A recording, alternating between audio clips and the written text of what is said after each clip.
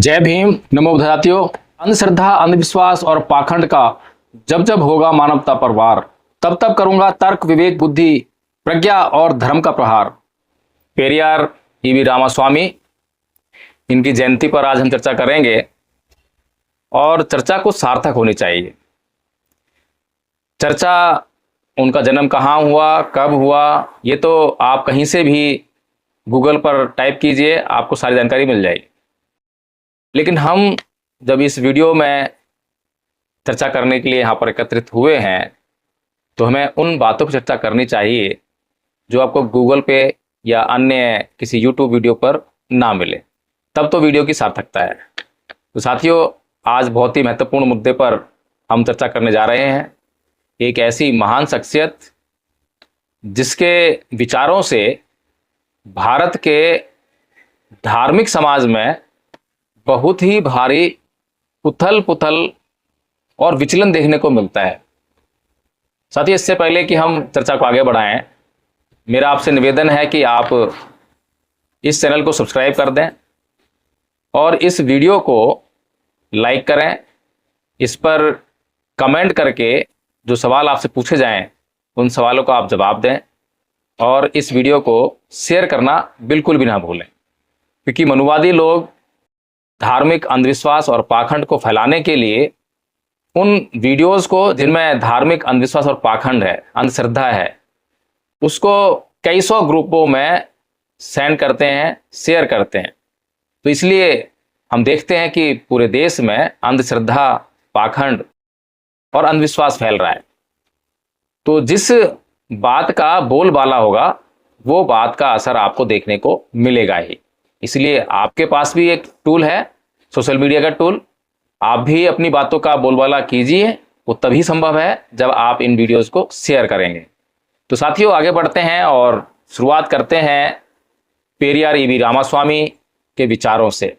17 सितंबर 1967 की बात है।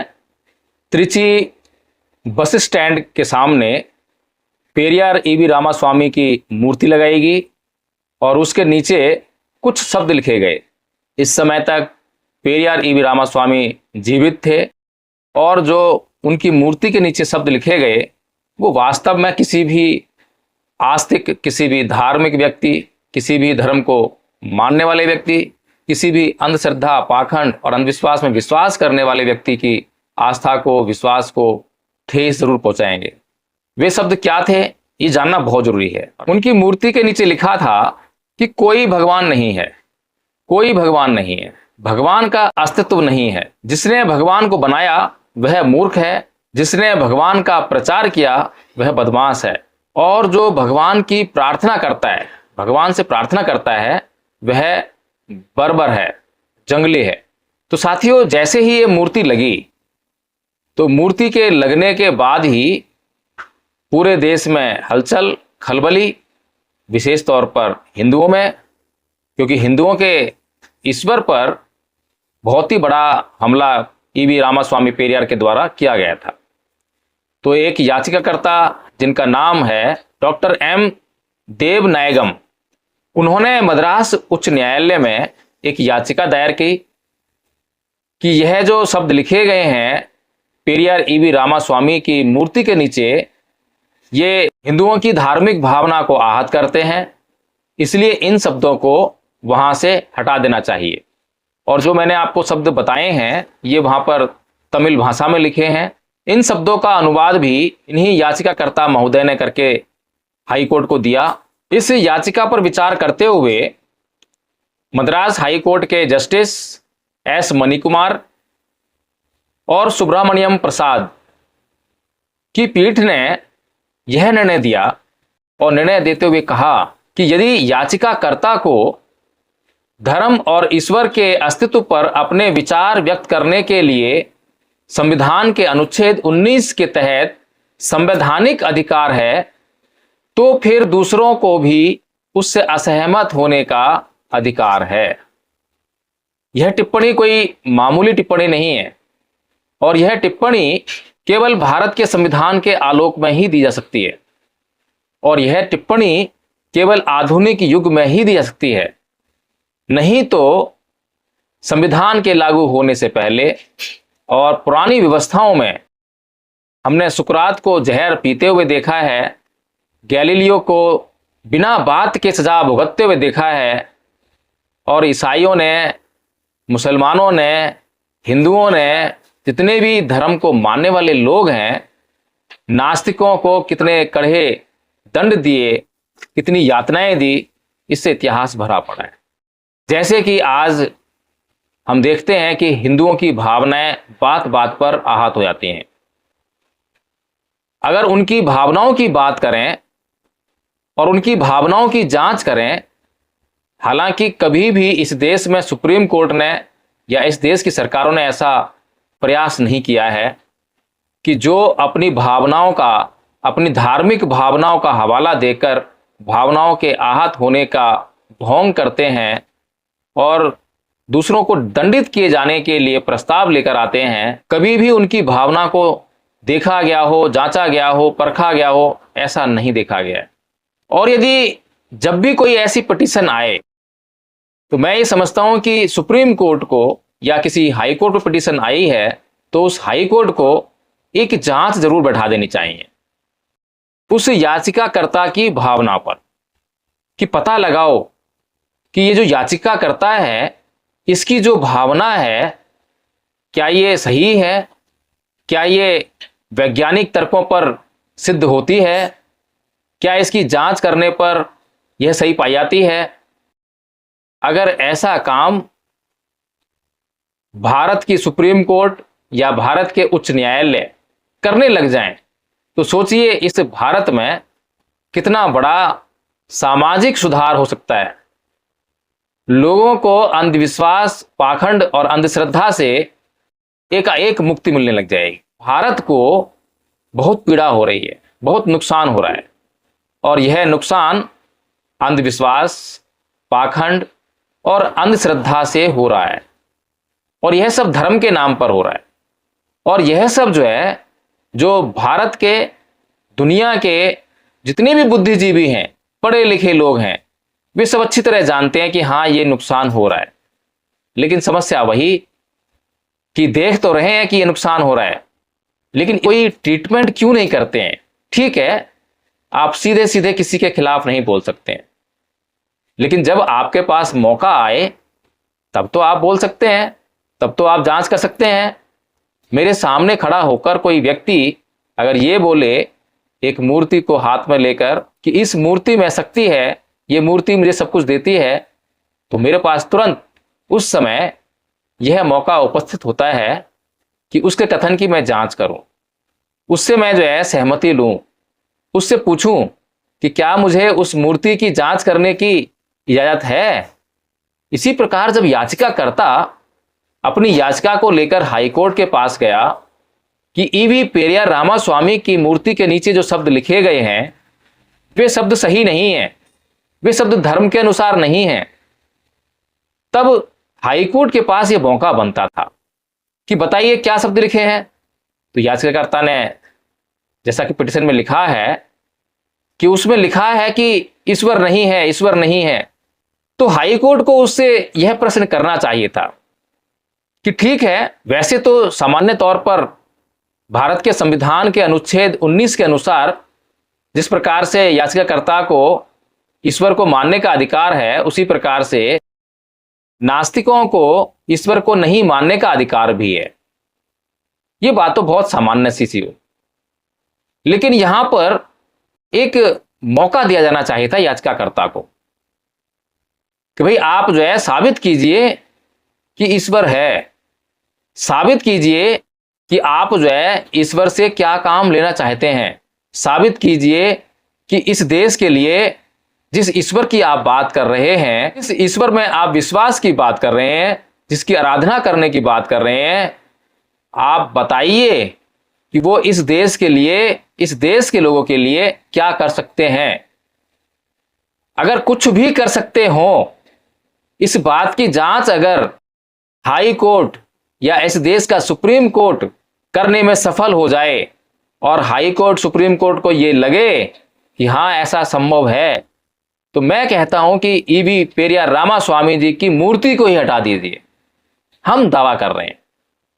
लेकिन समस्या तो ये है कि ना तो हाई कोर्ट और सुप्रीम कोर्ट ये प्रश्न याचिकाकर्ता से करता है, और ना ही याचिकाकर्ता के भीतर यह हिम्मत है, और ना ही इस देश के किसी भी आस्तिक, चाहे वो हिंदू हो, मुसलमान हो, ईसाई हो या किसी भी धर्म को मानने वाला हो, जो ये कहता हो कि मेरे ईश्वर में शक्ति है, ईश्वर मूर्ति में वास करते हैं और उस मूर्ति में शक्ति आ गई है, जो ऐसा ढोंग करते हैं, जो ऐसी बातें करते हैं, मैं गारंटी हाथ कहता हूं उनके भीतर इतनी हिम्मत नहीं है कि ईवी पेरियार रामास्वामी जी की मूर्ति को हटाने के लिए वो इस चुनौती को स्वीकार कर सके। तो साथियों, आप मुझे कमेंट के माध्यम से बताइए कि क्या इस देश का कोई भी हिंदू, कोई भी मुसलमान, कोई भी ईसाई या कोई भी दुनिया का धर्म को मानने वाला व्यक्ति जिसका प्राकृतिक शक्तियों में विश्वास होता है,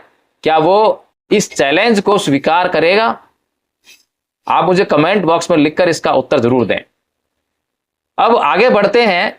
ईवी पेरियार रामास्वामी ने जो कुछ अपने जीवन में किया, जीवन के बारे में तो आप जानते ही होंगे, बहुत सारी कहानियां हैं, किस प्रकार बनारस गए, वहां भूखे रहे, ब्राह्मणों ने खाना नहीं दिया, और ब्राह्मणों के खाना ना देने के कारण, इस हिंदू व्यवस्था के कारण, इस ब्राह्मणी व्यवस्था के कारण उन्हें झूठी पत्तलों से खाना निकाल कर उसको खाकर अपना जीवन बचाना पड़ा। तो स्वाभाविक है कि प्रश्न तो होंगे ही, और जब प्रश्न होंगे तो वो प्रश्न कोई मामूली प्रश्न नहीं होंगे, वो प्रश्न बहुत गंभीर प्रश्न होंगे।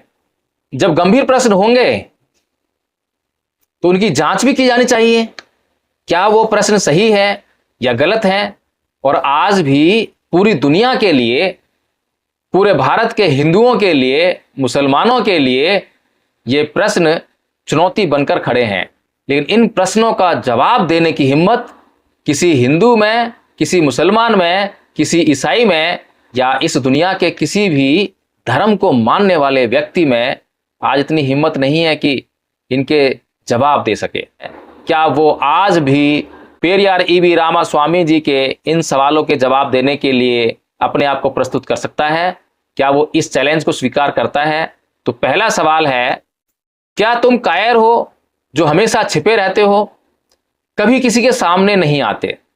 भगवान बुद्ध कहते हैं कि जो अंधविश्वासी लोग होते हैं वो ऐसे चलते रहते हैं जैसे कि एक अंधा दूसरे अंधे के पीछे चल रहा है, फिर उसके पीछे एक और अंधा चल रहा है, आगे अंधा, पीछे अंधा, बीच में अंधा। ना आगे वाले को मालूम है कि कहां जा रहा है, ना बीच वाले को मालूम है कहां जा रहा है, ना पीछे वाले को मालूम है कहां जा रहा है, और वो बस चले जा रहे हैं, चले जा रहे हैं। और पीछे वाला इसलिए चल रहा है क्योंकि आगे वाला चल रहा है। तो इसलिए जो है ये सवाल है, क्या किसी ने ईश्वर को देखा है? और अधिकतर जितने भी धर्म को मानने वाले लोग हैं उनसे जब ये सवाल किया जाएगा, एक सर्वे किया जाए, तो वे सभी कहेंगे कि हमने कभी ईश्वर को नहीं देखा है। बड़ा अचंभा है, अजूबा है, किसी ने नहीं देखा लेकिन तब भी उसमें ऐसा विश्वास है कि उसके पीछे मरने मारने के लिए तैयार हैं। तो दूसरा सवाल क्या है? दूसरा सवाल है, क्या तुम खुशामद परस्त हो जो लोगों से दिन रात पूजा अर्चना करवाते हो? क्यों करवाते हो भाई पूजा?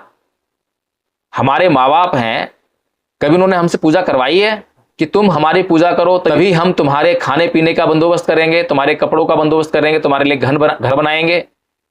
बल्कि अक्सर ऐसा देखा गया है कि हम अपने माता पिता के प्रति बहुत ही कटु वचन बोलते हैं, बहुत बुरा व्यवहार करते हैं, लेकिन उसके बाद भी वो हमारी समुचित प्रकार से देख रेख करते हैं, हमारे लिए संपत्ति पर संपत्ति के ढेर लगाने का प्रयास करते हैं। एक ये भगवान है, ईश्वर है, जो कुछ देता नहीं है, जिसको कभी किसी ने देते हुए नहीं देखा, और जितने भी गरीब हैं कभी किसी गरीब की गरीबी दूर नहीं हुई है, और कभी किसी अमीर की अमीरी दूर नहीं हुई है। जो जैसा है वो वैसा जीवन जीता चला जाता है। फिर भी लोग उस ईश्वर की आराधना करते हैं, पूजा करते हैं, अर्चना करते हैं। अब तीसरा प्रश्न क्या है? क्या तुम हमेशा भूखे रहते हो जो लोगों से मिठाई, दूध, घी आदि लेते रहते हो? पीछे भी भारत के अंदर एक ऐसा पागलपन देखा गया, लोगों में अफवाह फैलाई गई कि गणेश जी दूध पी रहे हैं। और वो दूध पीने की जो अफवाह फैली तो लोटे ले लेकर लोग जो हैं बहुत भारी संख्या में मंदिरों में जाने लगे, लाइनों में खड़े होने लगे और दूध चढ़ाने लगे। और सबको लगा कि वास्तव में गणेश जी दूध पी रहे हैं, गणेश जी की मूर्ति दूध पी रही है। और जब जानकारों ने, जांच करने वालों ने, अक्लमंद लोगों ने, तार्किक लोगों ने, बुद्धिमान लोगों ने मंदिरों के पीछे जाकर देखा तो वो सारा दूध, जितना भी दूध चढ़ाया गया था, 1 किलो दूध चढ़ाया गया तो 1 किलो दूध जो है पीछे नाली में जा रहा था। 10 किलो चढ़ाया तो 10 किलो नाली में जा रहा था। अब एक सामान्य बुद्धि वाला व्यक्ति भी ये सोच सकता है, समझ सकता है कि जब भी हम किसी पदार्थ को, खाद्य पदार्थ को ग्रहण करते हैं, खाते हैं, तो कभी भी वो वैसे का वैसा हमारे शरीर से बाहर नहीं आता है, उसका रूप चेंज हो जाता है। लेकिन आस्था है, अंधश्रद्धा है, अंधविश्वास है, तो इसी का नाम अंधविश्वास है। इसीलिए लोग जो हैं डरते हैं कि प्रश्न मत करो, प्रश्न करोगे तो जांच होगी, जांच होगी तो पोल खुल जाएगी, हमारी जो भक्ति खत्म हो जाएगी, हम जो मौज मस्ती करते हैं भक्ति के नाम पर। अभी भी हमने देखा कि गणेशोत्सव मनाया गया, 10 दिन तक पंडाल सजाए गए और महिलाएं वहां पर घंटों घंटों बैठकर कीर्तन कर रही हैं, भजन गा रही हैं। इन्हीं महिलाओं को अगर हम 1 घंटा या आधा घंटा स्कूल की, कॉलेज की किताब पढ़ने के लिए कहें, इतिहास की किताब पढ़ने के लिए कहें, एक महिला नहीं पढ़ेगी। तो इसीलिए बिल्कुल साफ जाहिर है कि भक्ति के नाम पर, ईश्वर की पूजा अर्चना के नाम पर लोगों को मूर्ख बनाया जाता है, लोगों को मनोरंजन परोसा जाता है। तो इसके बाद अगला प्रश्न है, क्या तुम मांसाहारी हो जो निर्बल पशुओं की बलि मांगते हो? ये तो आपने देखा ही होगा कि किस प्रकार से मंदिरों में बड़ी भारी मात्रा में बलि चढ़ाई जाती है। और ये हिंदू लोग विशेष तौर पर ये ढोंग करते हैं, और ढोंग भी कभी कभार करते हैं, जैसे कि नवरात्रों का व्रत आ गया या फिर कोई विशेष पूजा का समय आ गया, जैसे कि मंगलवार का दिन आ गया, तो इनका ढोंग जो है पराकाष्ठा पर होता है, इस दिन मांस नहीं खाएंगे। और पूरी दुनिया में अगर एक सर्वे किया जाए कि क्या हिंदू मांस खाते हैं, तो इसका जवाब मिलेगा, 100% जवाब मिलेगा कि हाँ, हिंदू मांस खाते हैं। लेकिन फिर भी ढोंग, पाखंड। तो इसलिए पेरिया रामा स्वामी जी ईश्वर से सवाल कर रहे हैं, ईश्वर आकर जवाब दें, या फिर ईश्वर के भक्त जो ये कहते हैं कि हमारी धार्मिक भावनाएं आत हो रही हैं, वो आकर इन सवालों को जवाब दें। अगला सवाल पेरिया रामा स्वामी करते हैं, क्या तुम सोने के व्यापारी हो जो मंदिरों में लाखों टन सोना दबाए बैठे हो? बहुत बार आपने जो है ये न्यूज टीवी में देखी होगी कि किस प्रकार से बड़े बड़े मंदिरों में बहुत बड़ा बड़ा चढ़ावा चढ़ाया जाता है। और इस चढ़ावे को चढ़ाने के लिए जो प्रोत्साहित करने वाले लोग हैं वो कौन है? बड़े बड़े नेता, जिनके बड़े बड़े नाम हैं, बड़े बड़े क्रिकेट खिलाड़ी। लेकिन ऐसी बड़ी बड़ी हस्तियां, फिल्मी हस्तियां, क्रिकेट से जुड़ी हुई हस्तियां, राजनीति से जुड़ी हुई हस्तियां, जब ऐसे गुरु घंटालों के पास जाते हैं तो उनके पीछे तो जो लोग हैं, जो नासमझ लोग हैं, इनोसेंट लोग हैं, जिन्हें को पता नहीं है, जो जांच नहीं कर सकते, जो पढ़ लिख नहीं सकते, जो इतिहास को नहीं जानते हैं, उनका आना लाजमी है। वो ऐसे लोगों के कहने में आकर, अगर सलमान खान किसी गुरु के पास जा रहा है तो उसके जो फॉलोअर्स हैं वो फिर सोचे थोड़ा ना, जो फॉलोअर्स सलमान खान जैसा हेयर स्टाइल करते हो, उसके ऐसे कपड़े पहनते हो, उसके ऐसे बॉडी बनाते हो, तो उसके ऐसे गुरु भी बनाएंगे। तो ऐसे ही बस गुरुओं का धंधा चल रहा है, ऐसे ही अंधविश्वास और पाखंड जो है देश में, दुनिया में फैल रहा है। तो इसके बाद अगला सवाल है, क्या तुम व्यभिचारी हो जो मंदिरों में देवदासियां रखते हो? और ये तो जग जाहिर है, हिंदुओं में, हिंदू शास्त्रों में ऐसा लिखा गया है, नहीं लिखा गया? अच्छा, तो फिर जांच कर लेते हैं। जहां पर ये देवदासी प्रथाएं हैं और जो पंडे पुजारी इन देवदासी प्रथाओं का आयोजन करते हैं, यानी कि देवदासियों को मंदिरों में रखने का काम करते हैं, तो उनसे आगे पूछिए कि वो लड़कियों को देवदासी बनाकर मंदिरों में क्यों रखते हैं। क्या जवाब देंगे वो? यही जवाब देंगे, ये हमारा धर्म है, ये हमारे धर्म शास्त्रों में लिखा है, ऐसा ईश्वर ने कहा है, इसीलिए तो उनकी बातों को देश मानता है। अगर वो ऐसा ना कहे कि ईश्वर ने कहा है, धर्म शास्त्रों में लिखा है, ये उनका धर्म है, तो क्या लोग उनकी बात मानेंगे?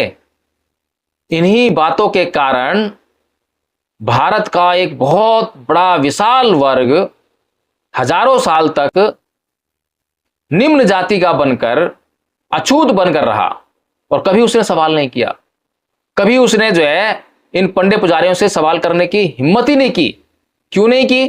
क्योंकि उसने यही कहा कि देखो, ऐसा शास्त्रों में लिखा है, ऐसा धर्म ग्रंथों में लिखा है, ऐसा मैं नहीं कह रहा हूं।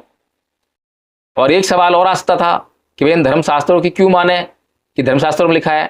उसका भी उसने जवाब दिया कि भाई देखो, ये धर्मशास्त्र, धर्म ग्रंथ मैंने नहीं लिखे हैं, ये तो ईश्वर ने साक्षात लिखकर अपने आप उतारे हैं नीचे, उसी ने लिखे हैं, उसी की कथी करनी है। इसलिए भाई अब ईश्वर के आगे तो हमारी चलती नहीं है। अब ईश्वर के आगे किसी चलती है? जो लोग पहले से ईश्वर में विश्वास लेकर आए हों, ईश्वर को मानते हों, ईश्वर में शक्ति को मानते हों, ईश्वर कुछ भी अनिष्ट कर देता हो ऐसा मानते हो, तो फिर उनको उस ईश्वर के प्रकोप से कौन बचा सकता है? कोई नहीं बचा सकता। इसीलिए लाखों करोड़ों लोग जो हैं हजारों वर्षों तक गुलाम बने रहे। तो अगला सवाल क्या पूछते पेरियार जी? क्या तुम कमजोर हो जो हर रोज होने वाले बलात्कारों को तुम नहीं रोक पाते हो? मंदिरों में बलात्कार होते हैं। अभी एक पाखंड जो है अयोध्या में हिंदू रचा, राम की मूर्ति में प्राण प्रतिष्ठा की कि राम की मूर्ति में प्राण आ गए हैं, प्राण आ गए हैं, ऐसा लोगों को बताया गया। उसी मंदिर में सफाई का काम देखने वाली एक नव युवती जो बीए की स्टूडेंट है, उसके साथ में कई लोगों ने सामूहिक बलात्कार किया। आप बताइए, जो राम के मंदिर की सफाई का काम देख रही है, राम की मूर्ति या राम जी उसके चरित्र की सफाई का काम नहीं देख पाए। उसके चरित्र की सफाई का काम किसका था? क्यों नहीं देख पाए? और एक नहीं, पता नहीं कितने बलात्कारों की घटना हमने सुनी है जो मंदिरों में की हैं। मंदिरों में नहीं की हैं, बल्कि पुजारियों ने की हैं। लेकिन धर्म के नाम पर अधर्म को मानने वाले लोग, पाखंडी लोग, अंधविश्वासी लोग, अंधश्रद्धालु लोग, उनके सामने सारे तर्क फेल हो जाते हैं। तर्क देने वाले लोगों की कमी नहीं है, समझाने वाले लोगों की कमी नहीं है, लेकिन समझने वाले लोगों की कमी है। क्योंकि लोग मूर्खता का शिकार हैं और अपनी मूर्खता को दूर करने का प्रयास भी नहीं करते। तो अगला सवाल क्या है पेरियार जी का? क्या तुम मूर्ख हो? ईश्वर को कह रहे हैं कि क्या तुम मूर्ख हो? करिए, कोई चैलेंज कर सके तो। जो विश्व के देशों में गरीबी भुखमरी के होते हुए भी अरबों रुपयों का अन्न, दूध, घी, तेल बिना खाए ही नदी नालों में बहा देते हो। अरे भाई, कोई भूखा आदमी हो तो उसे तो अपने पेट का अन्न भी बचाकर उसको खिला देने में अच्छा लगता है। अगर हमारे पास 10 रोटियां हैं और 10 रोटी मेरे परिवार के लिए हैं, 5 लोग हैं, 2-2 रोटी उनको मिलने वाली हैं, कोई अतिथि आ गया, कोई भूखा व्यक्ति आ गया, तो हम एक एक रोटी खाकर ही या उसमें से आधी आधी रोटी देकर हम उसमें संतोष कर लेंगे, अच्छा लगेगा। लेकिन अगर वो जिसको हम जो है अपनी आधी आधी रोटी दे रहे हैं और उसके पास 3-4 रोटी हो गई और वो उसे खाए ना, बल्कि वो जो है कूड़े पे फेंकाए, क्या करेंगे आप? आप शांत रहेंगे? गुस्सा नहीं आएगा? उस पर गुस्सा क्यों आएगा? और उस मूर्ति पे गुस्सा क्यों नहीं आता है जिस पर आप जो है इतना दूध चढ़ाकर आते हैं, इतना घी चढ़ाकर आते हैं, पता नहीं क्या क्या हवनों में चढ़ाते रहते हैं, और वो सारा नष्ट हो जाता है और उसके बदले ईश्वर कभी आपको कुछ देता भी नहीं है। यही सवाल तो कर रहे हैं पेरियार जी। दे कोई आस्तिक जवाब, कोई धर्म को मानने वाला जवाब। आगे पेरियार जी पूछते हैं ईश्वर से कि क्या तुम बहरे हो जो बेवजह मरते हुए आदमी, बलात्कार होती हुई मासूमों की आवाज नहीं सुन पाते हो? बहरा ही होगा। और लोग ढोंग करते हैं मंदिरों में आके घंटी बजाने का कि घंटी बजाकर जो है हम ईश्वर को, देवी देवता को जगाएंगे, वो हमारी फिर सुनेगा और हमारे लिए कुछ काम करेगा। ऐसा कोई व्यक्ति जो मंदिर में जाकर घंटी बजाकर देवता को जगाने का काम कर रहा हो, अगर उससे जुड़ी हुई किसी महिला के साथ में बलात्कार हो रहा हो, तब उससे बोला जाए कि भाई एक काम कर, मंदिर में जा और घंटी बजा, देवता जागेगा और वही इसको जो है सबक सिखाएगा, तू कुछ मत कर, मान जाएगा? कभी भी नहीं मानेगा। यही सब हुआ। अभी राम मंदिर का उद्घाटन हुआ, कि रामभद्राचार्य जी तपाक से बोल उठे कि जब भी कोई बीमार पड़ जाए तो सीधे राम लला के दर्शन करने जाए, हनुमान चालीसा का पाठ करे। और उनका इतना कहना था और ईश्वर ने उनकी परीक्षा ले डाली। तीसरे चौथे दिन ही बीमार पड़ गए और बीमार पड़ते ही ना तो रामलला सूझे, ना ही हनुमान चालीसा पढ़ा और ना ही उनके लिए किसी ने पढ़ा, और सीधे पहुंच गए हॉस्पिटल। लोगों को बोल रहे हैं कि आप हनुमान चालीसा पढ़ो, रामलला के दर्शन करो, और खुद जो है रामलला का दर्शन करने के बजाय, हनुमान चालीसा का पाठ करने के बजाय या करवाने के बजाय सीधे हॉस्पिटल पहुंच गए। तो इसीलिए तो पेरियार रामास्वामी जी ये सवाल पूछ रहे हैं, अगर किसी हिंदू में इतना विश्वास है, इतनी श्रद्धा है, इतनी आस्था है, तो आकर जवाब दो और पेरियार जी की मूर्ति को हटवा दो। पेरियार जी के बातों में विश्वास रखने वाले लोग खुद उस मूर्ति को हटाएंगे। आप जवाब तो दो। फिर उसके बाद पेरियार जी पूछते हैं कि क्या तुम अंधे हो जो अपराध को होते हुए नहीं देख पाते हो? कितने अपराध हो रहे हैं, हर पल अपराध हो रहे हैं। और मूर्ख बनाने वाले लोग और खुद में मूर्ख लोग क्या बोलते हैं, कण कण में भगवान है। अरे भाई, कण कण में भगवान है तो अपराध करने वाले लोग जो हैं कैसे अपराध कर रहे हैं? उनके भीतर भी भगवान है, हर कण में भगवान है ना, तो उसके भीतर भी भगवान है। यानी कि वो भगवान भी अपराध कर रहा है, वो भगवान भी बलात्कार कर रहा है, भगवान भी हत्या कर रहा है। मूर्खता की पराकाष्ठा है। इसीलिए तो पेरियार रामास्वामी जी सवाल कर रहे हैं और सवालों का जवाब नहीं आ रहा है। इसीलिए हाईकोर्ट भी कह रही है कि भाई हैंड्स अप कर देती है, भाई मैं भी जो है कुछ नहीं कर सकता हूं, जैसा तुम्हें अधिकार है वैसे ही उसको अधिकार है। दोनों अपना जो है शांति से अपने अपनी बातें रखते रहो, अपनी पूजन अर्चना करनी तुम्हें पूजन अर्चना करते रहो, उन्हें अपना जो है इसका विरोध करना है वो विरोध करते रहे, लेकिन शांति से करते रहो, हिंसा नहीं होनी चाहिए। कोर्ट तो बस यही कर सकती है। लेकिन पेरियार को मानने वाले लोग जो है चैलेंज कर रहे हैं, मैं चैलेंज कर रहा हूं। तो पेरियार जी अगला सवाल पूछ रहे हैं कि क्या तुम आतंकवादियों से मिले हुए हो जो रोज हजारों लाखों लोगों को मरवाते रहते हो? जाहिर सी बात है, रोज हजारों लाखों लोग मर रहे हैं, यूक्रेन रूस का युद्ध चल रहा है उसमें मर रहे हैं, ईश्वर कहीं दिखाई नहीं दे रहा। ईश्वर कहीं होता, दिखाई देता तो निश्चित तौर पर उनकी रक्षा करता, उनको बचाता या युद्ध को रोक देता। तो इसीलिए पेरियार जी ये सवाल पूछ रहे हैं और जवाब नहीं मिल रहा है। अगला सवाल पेरियार जी पूछते हैं, क्या तुम आतंकवादी हो जो तुम चाहते हो कि लोग तुमसे डर कर रहें? कभी शनि का डर, कभी राम का डर, कभी कृष्ण का डर, कभी काली माता का डर। इतने डर दिखा दिखा कर लोगों को कभी कुछ चढ़वाते हैं, कभी कुछ चढ़वाते हैं। पंडित पुजारी क्या क्या करवा लेते हैं, जो करवाना हो वो करवा लेते हैं, जो उनको चाहिए वो मंगवा लेते हैं। इसीलिए पेरियार रामास्वामी जी इस देश के लोगों को आगाह कर रहे हैं, बता रहे हैं कि भैया या तो मेरे सवालों का जवाब दे दो, नहीं तो फिर जो है तुम सरेंडर करो, तुम छोड़ दो ये सब मानना, जो है ये पाखंड है, अंधविश्वास है। अगला सवाल पूछते हैं कि क्या तुम गूंगे हो जो लाखों करोड़ों लोग तुमसे सवाल पूछते हैं लेकिन तुम उनके सवाल को सुनते नहीं हो, ना उनके जवाब देते हो? पूछो सवाल, कोई सवाल पूछो, कोई विनती करो। तो मूर्ख बनाने वाले लोग आपको फिर से कुछ ना कुछ ऐसा बोल देंगे जिससे कि आप उनकी बातों को मानने के लिए मजबूर हो जाओ।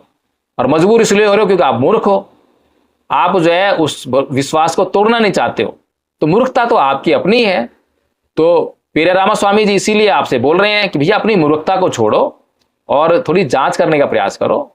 और जांच भी कोई बहुत बारीक, बहुत गहन नहीं है, बहुत मुश्किल नहीं है, बहुत आसान है। लेकिन फिर तुम आसान काम को भी ना करना चाहो तो मूर्खता के अलावा और वो क्या है?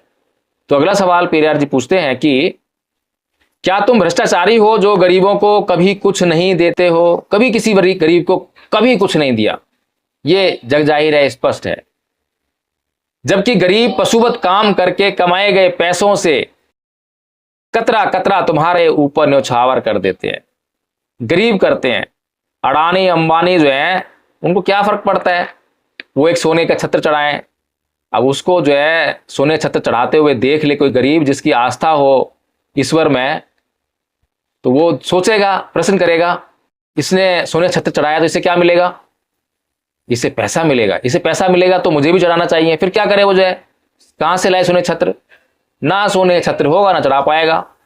लेकिन कभी भी वो मूर्ख आदमी ये सवाल नहीं कर पाता है कि क्या वास्तव में सोने का छत्र चढ़ाने से या सोने के आइटम्स ईश्वर को भेंट करने से कभी किसी का भला होता है, कभी कुछ को मिलता है किसी को कुछ? तो ये मूर्खता इसलिए है क्योंकि हम प्रश्न नहीं कर रहे हैं, और जो प्रश्न करता है उसकी मूर्खता हट जाती है, अंधश्रद्धा हट जाती है, पाखंड हट जाता है, अंधश्रद्धा हट जाती है। इसीलिए पेरियार रामास्वामी जी प्रश्न कर रहे हैं और आप लोगों को भी प्रश्न करने की प्रेरित कर रहे हैं। अगला और अंतिम प्रश्न वे पूछते हैं कि क्या तुम मूर्ख हो कि हम जैसे नास्तिकों को पैदा किया है, जो तुम्हें खरी खोटी सुनाते हैं और तुम्हारे अस्तित्व को ही नकारते हैं। अब ये अंतिम सवाल सबसे बड़ा सवाल है। वास्तव में वो मूर्ख होगा जो ऐसे लोगों को भी पैदा करता है जो सवाल करते हैं, उसके अस्तित्व को नकारते हैं। और पंडित पुजारी जो हैं इसमें भी कुछ ना कुछ आप लोगों को ऐसा बताएंगे कि आप लोग फिर से वही अंधविश्वास पर जाएंगे। वो कहेंगे कि ये लोग जो हैं ईश्वर के सच्चे भक्त हैं, ये ईश्वर पर सच्ची श्रद्धा रखने वाले लोग हैं। तुम तो सच्चे नहीं हो क्योंकि तुम जो है कभी ईश्वर पर सवाल नहीं करते हो। सच्चे वो हैं जो सवाल करते हो। बस इतना बताएंगे, उसके बाद आपको सवाल करने से रोकेंगे भी। तो ये आपकी मूर्खता की निशानी है।